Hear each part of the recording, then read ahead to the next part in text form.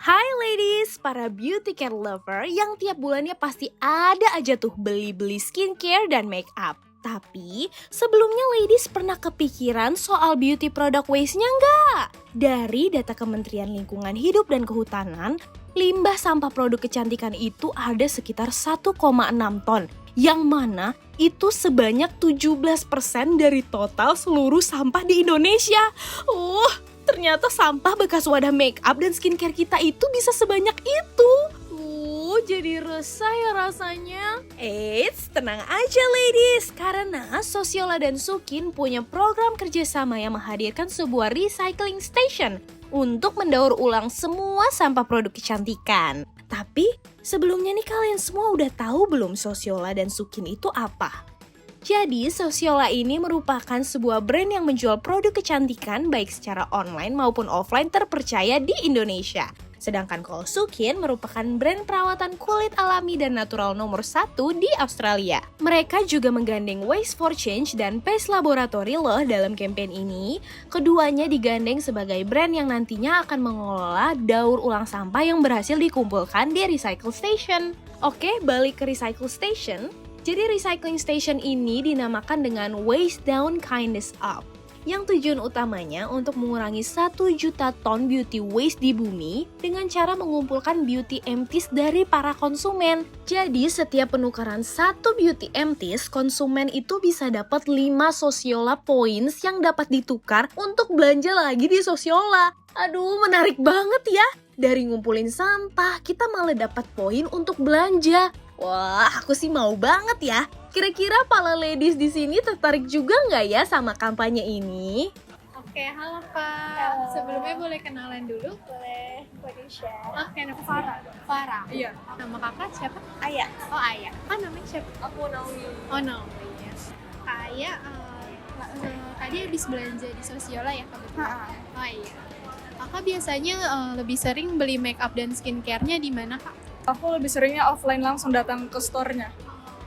Dua-duanya sih tergantung apa yang aku butuhin aja. Tapi mungkin ya kayak kalau ke offline store kan lebih enak. Oh iya. Biasanya online sih. Oh, online. Kalau offline store lebih seringnya kemana, Kak?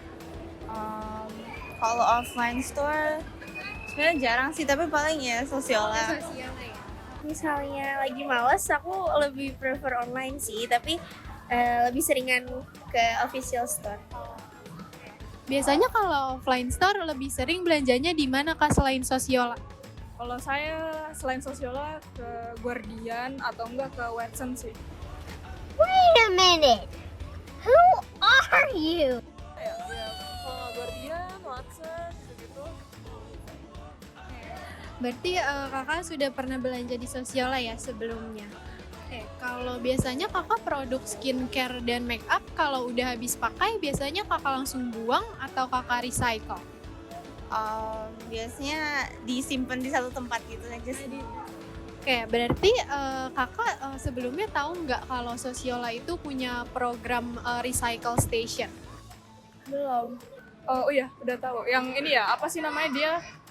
Kalau misalkan ada yang sudah kosong, dimasukin ke ininya, tempat sampahnya itu kita dapat poin gitu ya. Iya betul, Kak. Tapi aku belum pernah sempat nukerinnya sih. Tapi udah beberapa dari teman aku juga udah ngelakuin itu juga. Untuk kakak sendiri taunya recycle station itu memang punya Sosiola sendiri atau taunya itu punya brand lain? Kayaknya setahu aku mungkin udah banyak yang nyoba, tapi karena emang skincare atau makeup ini kan banyak juga perempuan yang pakai dan kita lebih aktif di sosmed, jadi kita mungkin lebih tahu dari situ ya. Jadi karena campaignnya mungkin udah sebelumnya ada di bidang lain, terus baru ke makeup sama skincare ini ya baru gitu sih, baru tahu ini dari sosial. Nggak tahu. Belum tahu ya.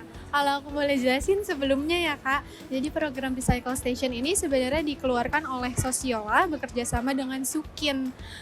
Sebelumnya Kakak tahu brand Sukin? Jadi brand Sukin itu adalah salah satu brand skincare dari Australia. Oh, aku kira Sukin itu apa ya, brand lokal gitu. Oh iya. Ternyata Australia. Iya. Setelah kakak tahu nggak benefit apa yang bisa kakak dapetin dari nuker sampah di recycle station itu? Terus itu bagus ya, karena recycle apa sih namanya, botol-botol bekas yang apa namanya sudah tidak kita pakai lagi. Dan itu salah satu masuk ke, kalau nggak salah ada tuh SDGs kok apa, dia apa namanya, berusaha untuk lingkungan juga ya intinya. Jadi sebenarnya di recycle station itu nanti kakak setiap penukaran satu beauty empties kakak bisa dapat 5 poin sosiola. Kalau ke sosiolanya pasti kita dapat points ya buat juga ngurangin kalau misalnya kita belanja kan. Tapi ya pastinya ya lebih bagus aja sih kayak ada program kayak gini kan, orang juga selain semangat belanja tapi semangat juga kayak lebih apa ya, lebih ya, menerapin reduce, recycle gitu-gitu kan. Setelah kakak tahu informasi ini kira-kira kakak tertarik nggak untuk ikutan program itu? Tertarik sih. Iya. Jadi setelah ini mau coba ya? Oh iya. Kakak setelah ini mau terus menerapkan program itu, mau terus ikut? Usahakan. Iya. Kakak punya pesan-pesan apa nggak nih kak terakhir buat program kerjasama Sosiola itu sama Sukin? Apa ya, kalau misalnya mau ngomong sih, it's really good program. Definitely support it. Soalnya environment, this planet is our only home. Keren banget ya kak. Pesannya apa ya? Keep it up sih, karena bagus dan emang jadinya seru kalau belanja ada challenge-nya gitu. Menarik banget ya. Iya. Hai guys, jangan lupa tukarkan beauty emptiesmu ke sini.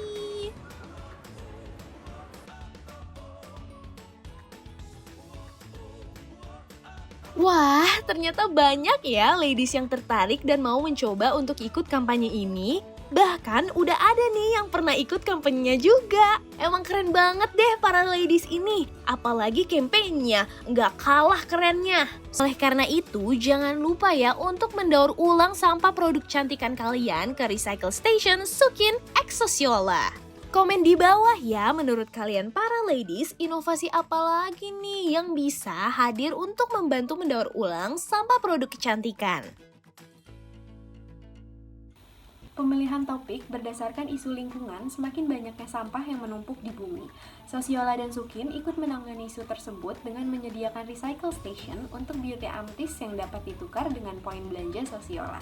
Hal tersebut sangat menarik karena dapat mengurangi masalah lingkungan serta menambah citra baik dari kedua brand tersebut.